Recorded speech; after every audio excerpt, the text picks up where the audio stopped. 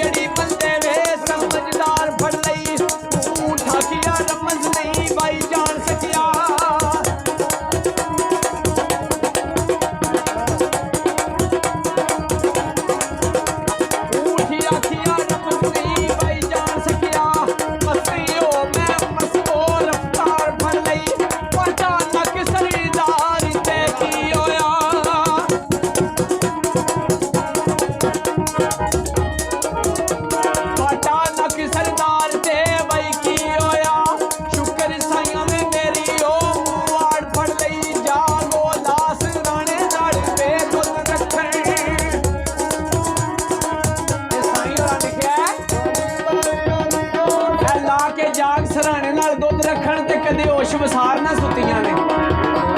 ਤੇ ਸਰਗੀ ਉੱਠ ਕੇ ਰੇੜਕਾ ਜਿੰਨਾ ਪਾਵਣਾ ਏ ਇਸੇ ਫਿਕਰ ਦੇ ਵਿੱਚ ਭੁੱਤੀਆਂ ਨੇ ਇਹ ਹੁੰਦਾ ਉਹਨਾਂ ਨੂੰ ਫੇਰ ਨਸੀਬ ਮੱਖਣ ਖੇਜੂ ਵੇਲੇ ਨਾਲ ਜਿਹੜੀਆਂ ਉੱਠੀਆਂ ਨੇ ਅੰਬਰ ਮੰਨ ਸਰਦਾਰ ਵਾਈ ਪਾਰ ਹੋਈਆਂ ਤੇ ਬੇਅੰਬੜੀਆਂ ਖਾਂਦੀਆਂ ਜੁੱਤੀਆਂ ਨੇ ਤੇ ਫਿਰ ਕੀ ਲਿਖਿਆ ਨੇ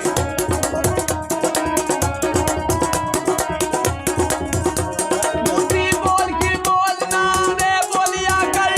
ਸਦਾ ਕਿਸਮ ਦੀ ਰਾਤ ਬੜੀ ਬੋਲੀਆਂ ਦੇ ਕਾਂ ਸਰੀ ਖਾਣਾ ਕੋਈ ਦੋ ਠੰਡ ਪਾਣੀ